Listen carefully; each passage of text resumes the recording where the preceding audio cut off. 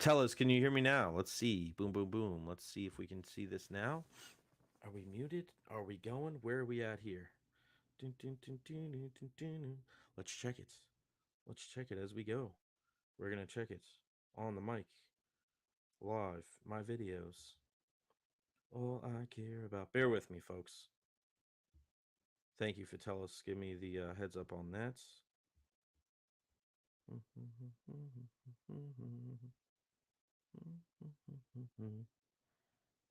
All right. Checking it out now.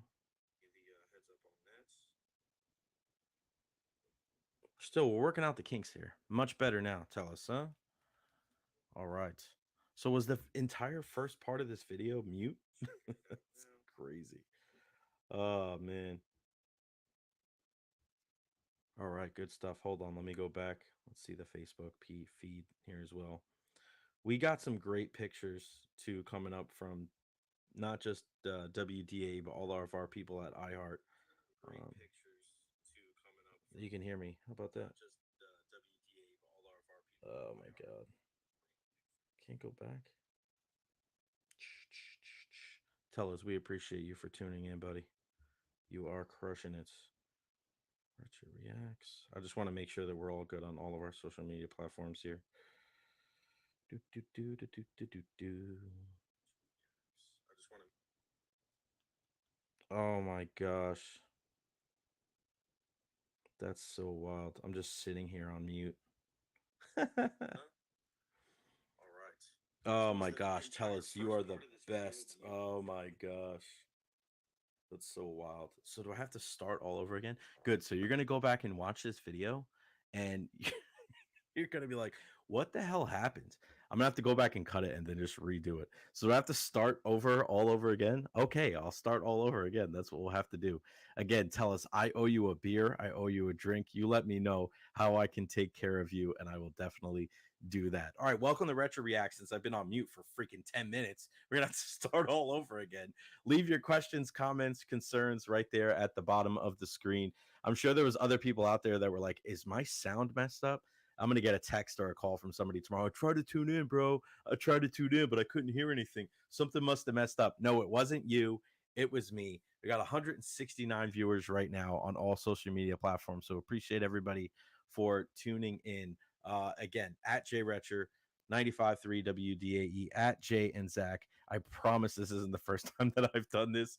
And yeah, we will make sure that we continue to talk about Junior Caminero and his debut with the Tampa Bay Rays. It was really cool to be there in the building at Tropicana Field. As soon as I got there at about 4:30 today, you could feel like the temperature. You could feel how cool it was to just be in the building for the debut of Wander. I always say, man, well, not Wander. I wish Wander was still around, but he screwed up. Junior Caminero, Junior. Unfortunately, the Rays did not take batting practice today, so that was a little funky. It would have been great to see him in the batting cage because that was something that going back to the playoffs last year, I took a video of it, and there's just something different about a guy like Junior Caminero when the ball comes off his bat. Aaron Judge has that type of thing. Yordan Alvarez, more on him in a second. Adolis Garcia, Ellie De La Cruz. There's certain guys out there where they're just different types of cats, man. And forget about different baseball players. They're just different human beings. They're on top of everything and just smoking every fastball sent their way. So Junior Caminero 1 for 4 in his debut with the Tampa Bay Rays this year. And when you look at Caminero, 1 for 4, 3 punch outs, the only single coming on an infield hit up the middle. Jeremy Pena made a nice play. Diaz wasn't able to come up with a scoop. I was wondering if they were going to call that an error or an infield hit, but they gave Junior the infield hit. So he's got a hit on the board here in 2024. But the thing that really impressed me about Junior Caminero in his debut with the Tampa Bay Rays here in 2024 was his defense. And that's something that I don't know if a lot of people thought was going to be a strength of his, but I know it's just one game, but very, very impressed to see what he was able to do out there with the glove. And I think early on in the game, it was good for him to be able to catch those early pop-ups. And You see that in other sports too. You see it in basketball when guys try to get the basketball early on before the game, try to get a feel for it. Maybe they're on the free throw line, they haven't gotten a touch in a while. They want to get a feel. They want to get a feel. They want to feel it. Football players too. Wide receiver haven't touched the ball in a while. They want to throw on the sideline. Quarterback, you see him warming up. Yeah, they want to stay warm, but they want to get a feel for that ball. When you have a feel for it early on, I think that helps you get into the game. And that's what Junior Caminero did and made some really, really nice plays there at the hot corner. So, for all the things that he's been able to bring to the table offensively, I think defensively tonight was a step in the right direction. So, good for him to be able to do something like that. And that is something that the Rays are going to need. They're going to need him to be able to step up defensively as well, because you're going to get slightly worse, you would think, with Caballero not being there and a guy like Junior Caminero being at that spot, but you're going to live with it. I've been saying this for a long time. The Rays need to make some kind of concession somewhere when it comes to offense versus defense, because there's so many guys that they're looking at and saying, all right, well, offensively, he leaves a lot to be desired, but he sure can defend. I mean, we've heard that from Alex, when it talked Alex Jackson and Taylor Walls. I shudder to think of what those batting averages look like tonight. I'm going to look at them right now because there was 5 of 9 batters in the starting lineup last night under 200. Chris Morel, Johnny DeLuca, and Alex Jackson. So 3 guys in the starting lineup tonight with batting averages under 200. And then you look across the way and 1, 2, 3, 4 guys out of the starting 9 for the Houston Astros batting averages above 275. So, I mean, hell, if you look at Caratini, he was 270 before going 0 for 3 tonight. He drops down to 269. And those are guys that can pick it too. How good was Alex Bregman tonight? He may not be your cup of tea. He's not mine either. But a double, a home run, 3 for 5, 2 runs scored, an RBI. He also made some really, really good plays in the field. I mean, when he's on, you're talking about an MVP in this league. And the experience of winning a World Series, he's a guy. He's a damn good player. And he kind of pisses you off because of the past and what Houston's done in the past, but you just got to tip your hat. That's a winner, and the Rays need more players like that. Junior Caminero is the big storyline, but looking at some of the other dudes that performed tonight, I like what I saw from Shane Baz. 7 innings tonight, 7 hits, 3 runs, all of them earned, couple of walks, 6 punch outs, but the 2 home runs were the killer. Home run to Bregman, home run to Pena, both solo shots, but you should be able to win giving up a couple of solo shots. 3 runs, 7 innings. I like that. That's what you want to see from some of these young pitchers in 2024 for the Tampa Bay Rays. Give them some length. And how good did Drew Rasmussen look in 2 innings? 3 punch outs there, gave up a couple of hits, but man, with him not having to start and just coming out of the pen and kind of going full throttle, you're seeing mid 90s fastballs and some incredible breaking pitches. And he made Bregman look really bad on one of those ABs late in the game. And you know how locked in he is. So for Drew Rasmussen to make Bregman look that bad, that's exciting. And it's interesting to be able to see what the Rays are going to do down the stretch here in 2024, because it's getting to be a longer and a longer shot that they're going to make the playoffs. But I had a great conversation with Eric Neander earlier today, and it was good to catch up with Eric after he spoke to the media. There was a lot of people very excited to be able to speak with Eric after Junior Caminero gets called up. But after that happened, me and Eric just spent 20, 30 minutes just talking all things baseball, the team's president of baseball operations. And man, that guy's been through so much the last couple of weeks, dealing with the All-Star break, with the draft and the trade deadline, and then Junior Caminero being called up. And he is a guy that is just constantly working to make this team better. You could dislike a lot of things about the Rays, and I get that. You may not agree with how Stu operates, but one guy that you can't ever question is Eric Neander. He is doing everything he can with the resources that he has to make this team as good as possible. And he enjoys it. He's almost a glutton for the punishment. I asked him today, I was like, you like this, don't you? He's like, I love it. And I was like, you even like it because it's the Rays. So it's like a little bit harder because It's almost like the Rays are putting together a puzzle with 10,000 pieces, where a team like the LA Dodgers are putting together a puzzle with like 500 pieces. They don't have to do as much work. And if they mess up, it's okay.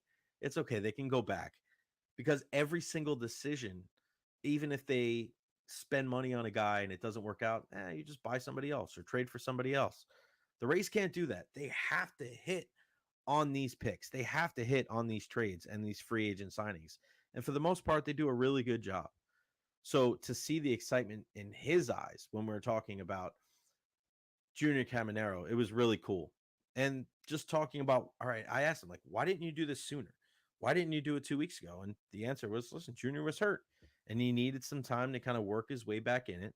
And he noted on multiple occasions that he wants Junior to be able to be up here with the Rays and use this time here in 2024 to kind of figure out where he's at. Is he a guy that's going to make a transition to the big leagues and perform at a high level? Or is he a guy that's going to come up to the bigs and struggle a little bit? But even if he does struggle, now he can go back. He can go back in the offseason and go, hey, I really struggled with the breaking pitches, or I really struggled with the elevated fastball, or I really struggled on ground balls, coming in on ground balls or going to my backhand. So he's going to get an opportunity to play every day at third base.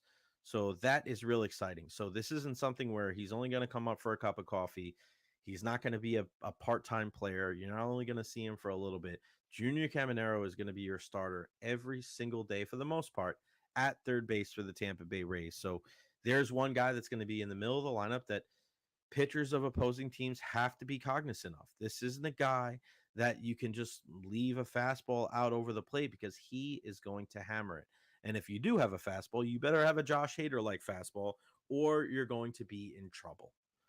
One of my favorite parts of the day was, as I mentioned, was talking to Eric Neander. But I don't know if you guys saw this out there, but the scoreboard at Tropicana Field was not functioning for tonight's game. And the reason being, and I was on the field with this, talking with Rays president Eric Neander at the time, Yordan Alvarez of the Houston Astros was just absolutely putting on a show before the game. And he hit a ball so hard and so high and so far that the sound of the bat made Eric Neander and myself just go, oh. And by the time that ball landed, it smacked off of the scoreboard in right field, and it just started malfunctioning. And Eric looked at me and he goes, I think Jordan just broke the scoreboard. And I looked back at him and said, I think he did.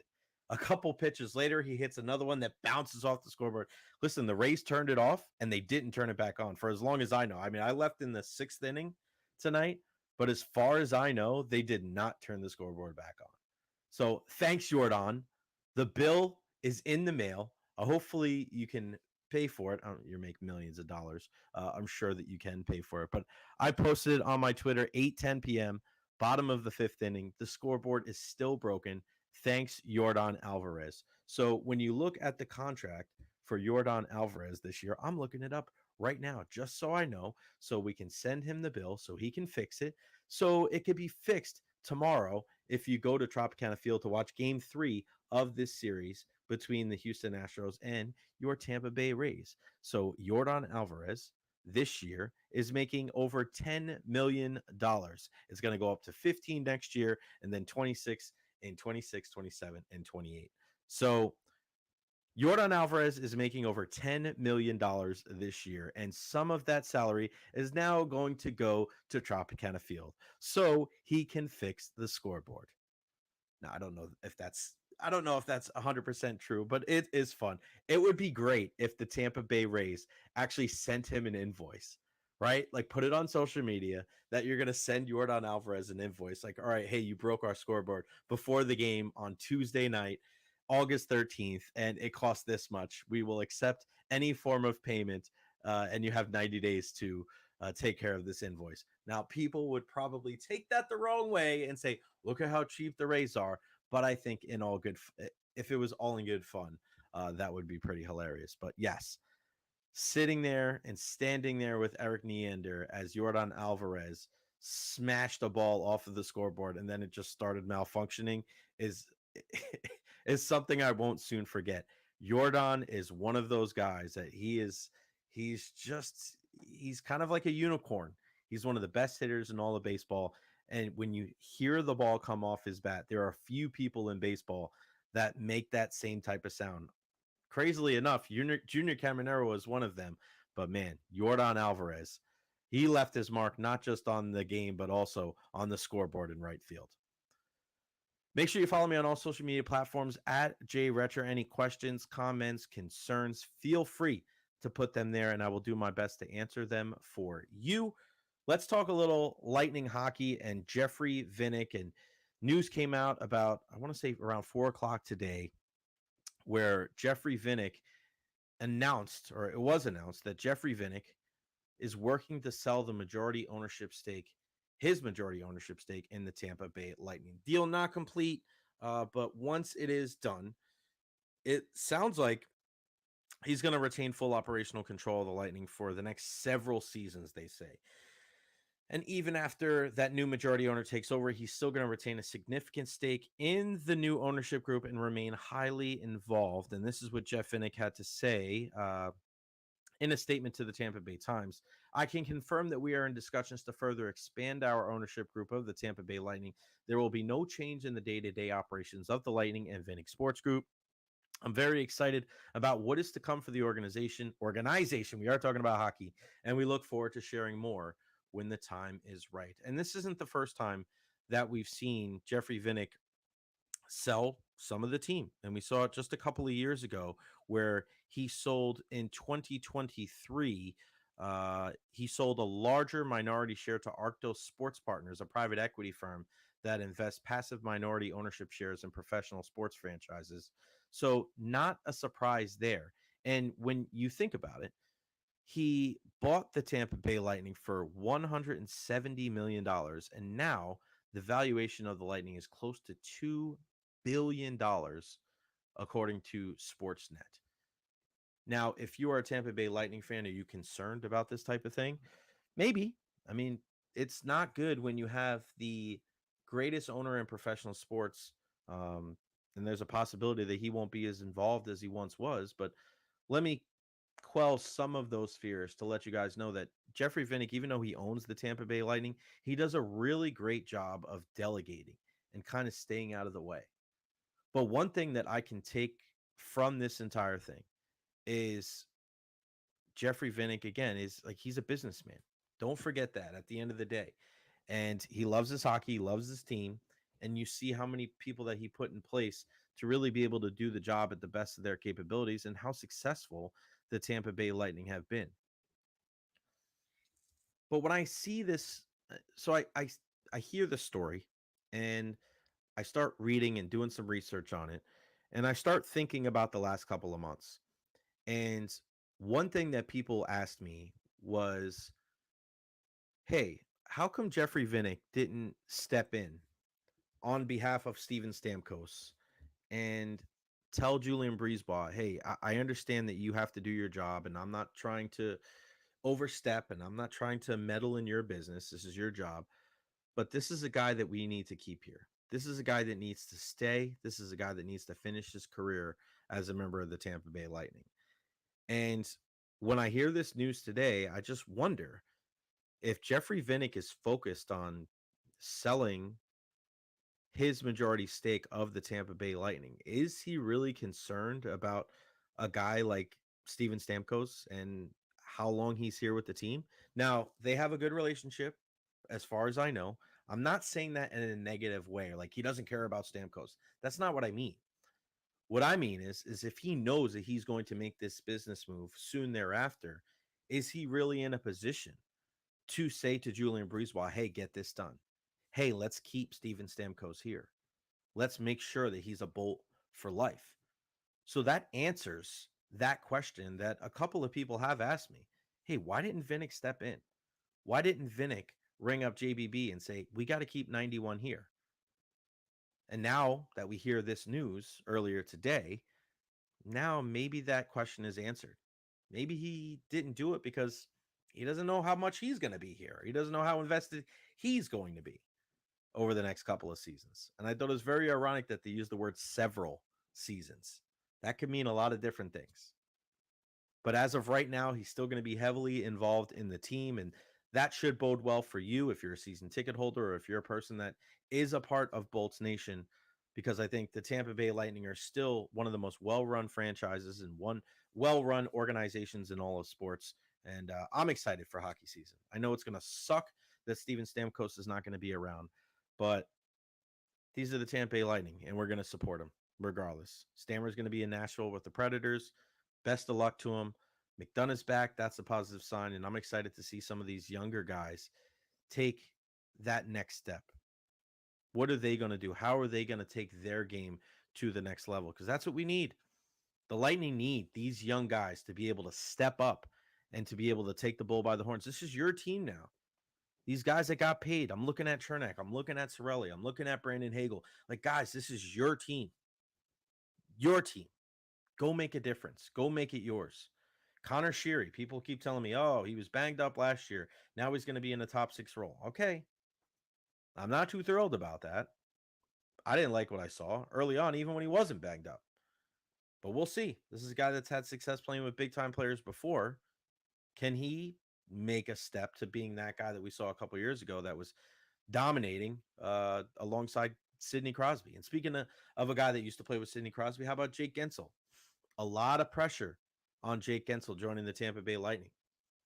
And people are forever going to compare him to Steven Stamkos because the money that went to Gensel didn't go to Stammer.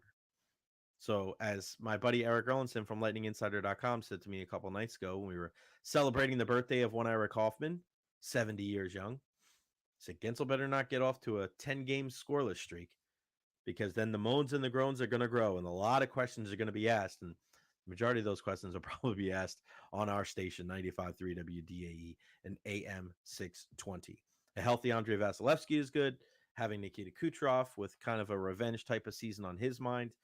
Victor Hedman seems to be really healthy. And listen, not much in the offseason. Another shorter offseason for some of these players that really just had no summers the last couple of years. Hopefully they're rejuvenated and they hit the ground running when the 2024 season starts. All right, that's going to wrap it up for me. Make sure you follow me on all social media platforms at Recher. If your audio didn't work in the beginning and you were hanging with me through the first 10 minutes or so, God bless you. Thank you so much for doing that. Just keep going, keep skipping along. Maybe I'm going to go back and try to cut the video so people don't have to deal with that. And then if that's the case, then you're not going to know what the hell I'm talking about. But make sure you tune into WDAE starting at 6 a.m. tomorrow morning. Pat and Aaron show. Great stuff with those guys. Dan Patrick from 9 to 12. And then Jay and Zach from noon to 3. And then the drive with T. Kraz. Tom Krasnicki takes over at 3 p.m. All right, that's going to wrap it up for me. We'll see you next time right here on Recher Reacts. I'm out. Peace out. I'm gone.